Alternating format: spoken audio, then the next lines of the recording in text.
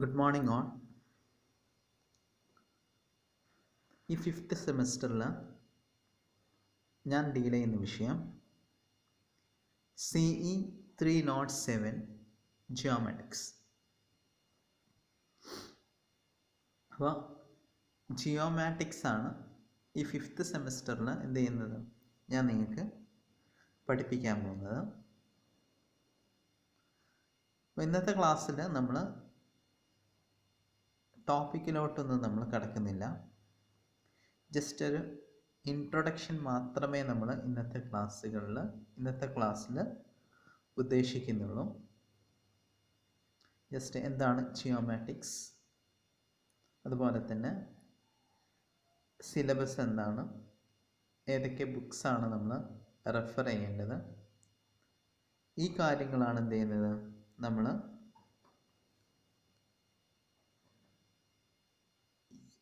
ഇന്നത്തെ ക്ലാസ്സിൽ ഡിസ്കസ് ചെയ്യുന്നത്. അപ്പോൾ നമുക്ക് ജസ്റ്റ് ഫസ്റ്റ് എന്ത് ചെയ്യാം, സിലബസിലോട്ടൊന്ന് പോവാം.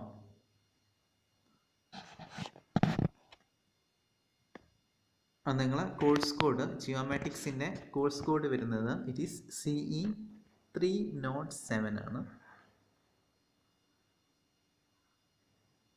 അതുപോലെ തന്നെ ക്രെഡിറ്റ് വരുന്നത് 3 ക്രെഡിറ്റ് ആണ് വരുന്നത്. പ്രീ റിക്വസിറ്റ് നിങ്ങൾ ആദ്യം പഠിച്ചിട്ടുണ്ടായിരുന്നത്, ഇതിന് മുന്നേ നിങ്ങൾക്ക് ആവശ്യമുള്ള കുറച്ച് വിവരങ്ങൾ എന്ന് പറഞ്ഞാൽ സർവേ നിങ്ങൾ S3 നിങ്ങൾ സർവേ പഠിച്ചിട്ടുണ്ട്. അപ്പം അതിൻ്റെ ഒരു ബാക്കിയായിട്ടാണ് എന്ത് വരുന്നത്, ജിയോമാറ്റിക്സ് വരുന്നത്. ഇതിൻ്റെ കോഴ്സ് ഒബ്ജക്റ്റീവായിട്ട് വരുന്നത് to impart awareness on advanced surveying ടെക്നിക്സിനെ കുറിച്ച് ഒരു അവയർനെസ് ക്രിയേറ്റ് ചെയ്യാം. Understand errors associated with survey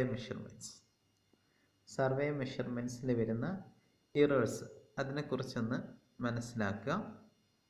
Then provide basic understanding on geospatial data acquisition and its process. അപ്പോൾ ജിയോസ്പേഷ്യൽ ഡാറ്റ അക്വിസിഷൻ, അതുപോലെ തന്നെ അതിൻ്റെ പ്രോസസ്സിങ്ങും, ആ ഡാറ്റേൻ്റെ പ്രോസസ്സിങ്ങിനെ കുറിച്ച് എന്ത് ചെയ്യുന്നുണ്ട്, ഒരു ബേസിക് അണ്ടർസ്റ്റാൻഡിങ്ങും നമ്മൾ ഈ ഒരു വിഷയം കൊണ്ട് ഉദ്ദേശിക്കുന്നുണ്ട്. കോഴ്സ് ഒബ്ജക്റ്റീവായിട്ട് വരുന്നതാണ്. സിലബസ് ഉള്ളത് traverse survey, first module traverse survey ആണ്. ദെൻ കർവ് സർവേ, എങ്ങനെയാണ് ഒരു കർവ് സെറ്റ് ഔട്ട് ചെയ്യുന്നത് അതിനെക്കുറിച്ച് പഠിക്കുന്നുണ്ട്, സെക്കൻഡ് മൊഡ്യൂളാണ്.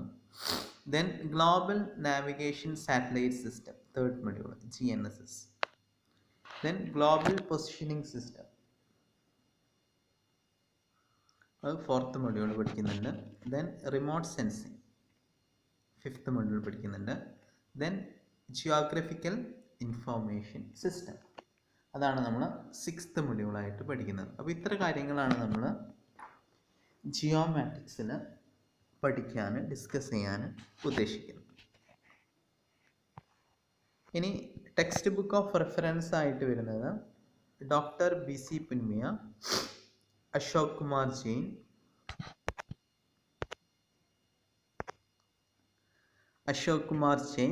അരുൺ കുമാർ ജെയിൻ, അവരുടെ സർവേയിങ് ആണ്. ലക്ഷ്മി പബ്ലിക്കേഷൻസ് ആണ്. അപ്പോൾ നിങ്ങൾക്ക് ആവശ്യമുള്ളത് ഫസ്റ്റ് 2 മൊഡ്യൂളിൽ നിങ്ങൾക്ക് ഈ ഒരു പുസ്തകമാണ് ആവശ്യമുള്ളത്, ഡോക്ടർ BC പുൻമിയൻ്റെ surveying volume 2.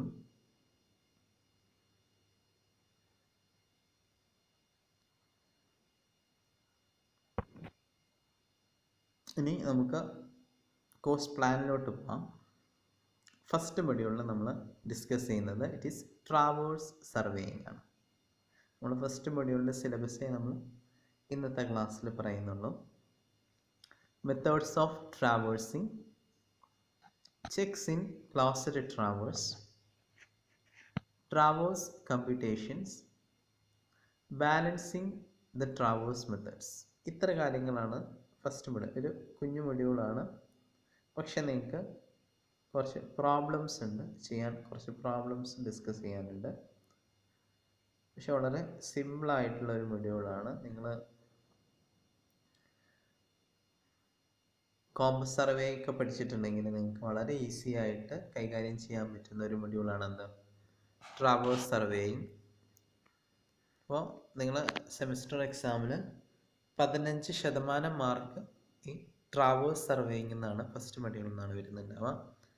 Then curve surveying കുറച്ച് ഭയങ്കര ഇലാബറേറ്റ് ആയിട്ടുള്ള ഒരു മൊഡ്യൂളാണ് എന്ത്, കർവ് സർവേയിങ്. എങ്ങനെയാണ്, എന്തൊക്കെയാണ് ഡിഫറെൻറ്റ് ടൈപ്പ് ഓഫ് കർവ്, എങ്ങനെയാണ് ഈ കർവ്സ് സെറ്റ് ഔട്ട് ചെയ്യുന്നത്, ഈ കാര്യങ്ങളാണ് നമ്മൾ കർവ് സർവേയിങ്ങിൽ നമ്മൾ പഠിക്കുന്നത്. വളരെ ഇലേബറേറ്റ് ആയിട്ടുള്ള ഒരു മൊഡ്യൂളാണ്, വലിയൊരു മൊഡ്യൂളാണ് curve surveying. Then third module global navigation satellite system, GNSS, GPS, GLONASS. അപ്പോൾ ഈ സാറ്റലൈറ്റ് സിസ്റ്റത്തിനും അതിൻ്റെ വർക്കിങ്ങിനെ കുറിച്ച് എന്ത് ചെയ്യാം, ജസ്റ്റ് ഒരു ബേസിക് അണ്ടർസ്റ്റാൻഡിങ് ആണ് ഈ മൊഡ്യൂൾ, തേർഡ് മൊഡ്യൂൾ കൊണ്ട് ഉദ്ദേശിക്കുന്നത്. ഇനി fourth module GPS surveying method. GPS ഉപയോഗിച്ചിട്ട് നമ്മൾ എങ്ങനെ സർവേ ചെയ്യുന്നത്, അതിൻ്റെ ഒരു ബേസിക് ആയിട്ടുള്ള കാര്യങ്ങൾ മാത്രമേ നമ്മൾ എന്ത് ചെയ്യുന്നുള്ളൂ, ജിയോമാറ്റിക്സിൽ നിങ്ങൾ S5 പഠിക്കുന്നുള്ളൂ. വിശദമായിട്ടൊന്നും നമ്മൾ ഡിസ്കസ് ചെയ്യുന്നുണ്ടാവില്ല. അപ്പോൾ ഒരു ബേസിക് അണ്ടർസ്റ്റാൻഡിങ് എല്ലാം നമുക്ക് ഇതിനെക്കുറിച്ച് ഉണ്ടാവും. Then fifth and sixth module വരുന്നത്, ഫിഫ്ത്ത് മൊഡ്യൂൾ വരുന്നത് റിമോട്ട് സെൻസിങ്. നമ്മളെല്ലാം അറിയുന്ന ഒരു കാര്യമാണ് റിമോട്ട് സെൻസിങ്. അപ്പോൾ അതിൻ്റെ കുറച്ച് എന്താണ് റിമോട്ട് സെൻസിങ്, എങ്ങനെയാണ് റിമോട്ട് സെൻസിങ് വരുന്നത്, എങ്ങനെയാണ് റിമോട്ട് സെൻസ് ഉപയോഗിച്ചിട്ടുള്ള ഡാറ്റ ഇൻ്റർപ്രിറ്റ് ചെയ്യുന്നത്, ഈ കാര്യങ്ങളെല്ലാം നമ്മൾ എന്ത് ചെയ്യുന്നുണ്ട്, ഫിഫ്ത്ത് മൊഡ്യൂളിൽ ഡിസ്കസ് ചെയ്യുന്നുണ്ട്. വളരെ ഇൻട്രസ്റ്റിംഗ് ആയിട്ടുള്ള ഒരു മൊഡ്യൂളാണ്. Then geographic information system. നമ്മൾ GISനെ കുറിച്ചൊക്കെ എല്ലാവരും അറിയുന്ന കാര്യമാണ്, എല്ലാവരും കേട്ടിട്ടുണ്ടാവും. അപ്പോൾ ജിയോഗ്രഫിക് ഇൻഫർമേഷൻ സിസ്റ്റത്തിനെ കുറിച്ച് നമ്മളൊരു ബേസിക് അണ്ടർസ്റ്റാൻഡിങ് എന്ത് ചെയ്യുന്നുണ്ട്, സിക്സ്ത് മൊഡ്യൂളിലൂടെ നമ്മൾ കരസ്ഥമാക്കുന്നുണ്ട്. അപ്പോൾ ഇത്രയാണ് നമ്മൾ സിലബസ് വരുന്നത്. വളരെ സിമ്പിളായിട്ടുള്ള ഒരു സബ്ജക്റ്റാണ്. ഫസ്റ്റ് 2 മൊഡ്യൂൾസ് നിങ്ങൾക്ക് പ്രോബ്ലംസ് ഉണ്ടാവും. എക്സാം പാറ്റേൺ സാധാരണ വരുന്നത് എങ്ങനെയാണ്, ഫസ്റ്റ് മൊഡ്യൂളിൽ നിങ്ങൾക്കൊരു പ്രോബ്ലം ഉണ്ടാവും, ഒരു തിയറി ഉണ്ടാവും. സെക്കൻഡ് മൊഡ്യൂളിൽ നിങ്ങൾക്കൊരു പ്രോബ്ലം ഉണ്ടാവും, ഒരു തിയറി ഉണ്ടാവും. And third, fourth, fifth, sixth modules, ഈ മൊഡ്യൂൾസ് എല്ലാം നിങ്ങൾക്ക് എക്സ്പെക്റ്റ് ചെയ്യുന്ന ഫുൾ തിയറി ക്വസ്റ്റ്യൻസ് ആണ്. ഒരു പ്രോബ്ലമാറ്റിക് ഒന്നുമില്ല, എല്ലാം തിയറിറ്റിക്കൽ ആയിട്ടുള്ള ക്വസ്റ്റ്യൻസ് മാത്രമേ എന്ത് ചെയ്യുന്നുള്ളൂ ബാക്കിയുള്ള 4 മൊഡ്യൂൾസ് ഉണ്ടാവുള്ളൂ. അപ്പോൾ ഏകദേശം നിങ്ങൾക്ക് 70 to 80% മാർക്സ് തിയറിറ്റിക്കൽ ആയിട്ടുള്ള ക്വസ്റ്റ്യൻസ് ആണ്. അതുപോലെ തന്നെ ഒരു 20 to 30%, 20% മാക്സിമം വരാറുള്ളൂ. ഒരു 20% മാർക്ക് നിങ്ങൾക്ക് 20 മാർക്സിൻ്റെ ക്വസ്റ്റ്യന് നിങ്ങൾക്ക് എന്തെന്നുണ്ടാവാം, പ്രോബ്ലമാറ്റിക് ആയിട്ടുള്ള ക്വസ്റ്റ്യൻസ് ഉണ്ടാവും. വളരെ സിമ്പിളായിട്ടുള്ള പ്രോബ്ലംസ് ആണ്.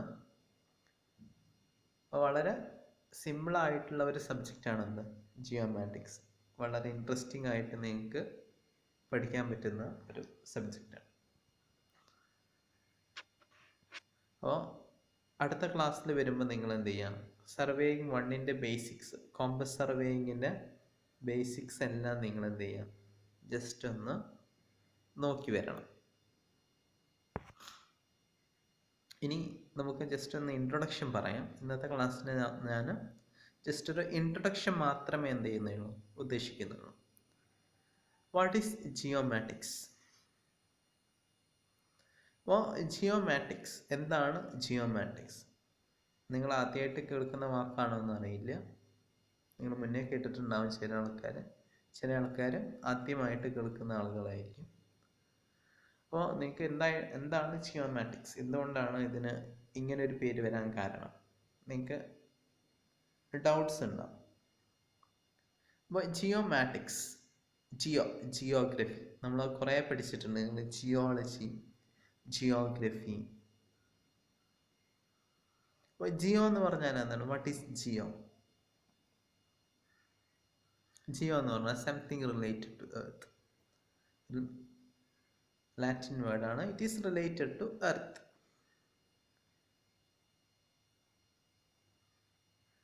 എർത്തിനെ റിലേറ്റ് ചെയ്തിട്ടുള്ളതാണ്. എർത്തിനെ നമ്മൾ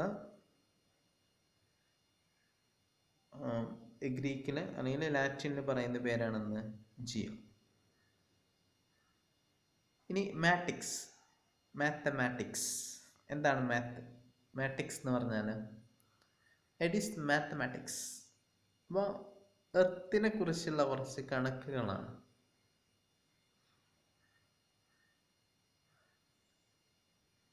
അതാണെന്ത് ജിയോമാറ്റിക്സ് കൊണ്ട് ഉദ്ദേശിക്കുന്നത്. അതിൻ്റെ കുറച്ച് ഡെഫിനീഷൻസ് ഉണ്ട്. നമുക്കൊന്ന് വെബിലുള്ള കുറച്ച് ഡെഫിനീഷൻസ് എന്താണെന്ന് നോക്കാം. It is the science and technology of gathering, analyzing, interpreting, distributing and using geographical informations. അപ്പോൾ എർത്തിൻ്റെ കുറച്ച് ഇൻഫോർമേഷൻസ് കളക്ട് ചെയ്യുക, അതിനെ അനലൈസ് ചെയ്യുക, അതിനെ ഇൻ്റർപ്രറ്റ് ചെയ്യുക. ഈ ഒരു സയൻസിന് പറയുന്ന പേരാണ് ജിയോമെട്രിക്. ഇനി വേറൊരു ഡെഫിനേഷൻ വരുന്നത്, it is the discipline of gathering, storing, processing, delivering geographic information and spatially referenced information. ഇതൊക്കെയാണ് എന്ത് പറയുന്നത് ജിയോമാറ്റിക്സിനെ കുറിച്ച് വെബിലുള്ള കുറച്ച് ഡെഫിനീഷൻസ്. ഇപ്പം ജിയോമാറ്റിക്സ് എന്ന് പറഞ്ഞാൽ എർത്തിനെ നമ്മൾ, ജിയോ എന്ന് പറഞ്ഞാൽ എർത്താണ്,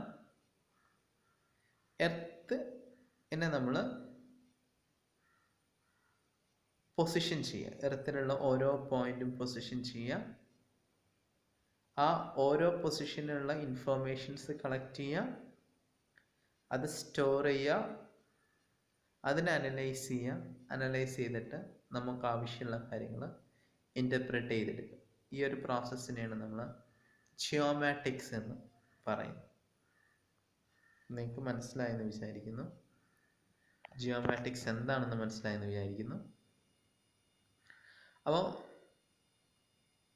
നമ്മൾ ഈ ജിയോമാറ്റിക്സ് എന്നുള്ള ഈ സബ്ജക്റ്റ് കൊണ്ട് നമ്മൾ മെയിനായിട്ട് ഡീൽ ചെയ്യുന്ന സർവേയിങ്ങിൻ്റെ ഒരു അഡ്വാൻസ്ഡ് സർവേയിങ് ആണ് ജിയോമാറ്റിക്സ് കൊണ്ട് ഉദ്ദേശിക്കുന്നത്. സർവേയിങ് നിങ്ങൾ compass surveying, plane type surveying, അങ്ങനെ ഇഡിയം, ഇതെല്ലാം നിങ്ങൾ പഠിച്ചിട്ടുണ്ട്. അപ്പോൾ ഇതിൻ്റെ ഒരു അഡ്വാൻസ്ഡ് ലെവൽസാണ് remote sensing, GIS geomatic information system, GPS global positioning system. ഇതൊക്കെ ഉപയോഗിച്ചിട്ട് എർത്തിലുള്ള ഡിഫറെൻറ്റ് ഇൻഫർമേഷൻസ് നമ്മൾ എങ്ങനെ കളക്ട് ചെയ്യുന്നുണ്ട്, എങ്ങനെയാണ് അത് അനലൈസ് ചെയ്യുന്നത്, എന്തൊക്കെയാണ് നമുക്ക് അതിൽ നിന്ന് ഇൻ്റർപ്രറ്റ് ചെയ്യാൻ പറ്റും, ഈ കാര്യങ്ങളാണ് നമ്മൾ ഈ ജിയോമാറ്റിക്സ് എന്നുള്ള സബ്ജക്റ്റിൽ പഠിക്കുന്നത്.